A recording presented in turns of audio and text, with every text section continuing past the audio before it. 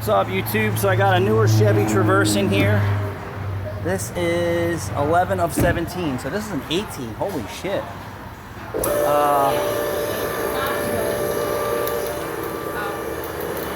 Look at that butt on Rachel. Woo! She's stacked. She didn't give me gas money the other day. Ratchet hoe. Ratchet. Gas money. So this car here is it's odd. So when I see stuff like this, I want to show the world. He thought the customer said it needs a flex pipe. Well, he's technically right. It needs front pipe assembly if you go to the dealership or anybody else.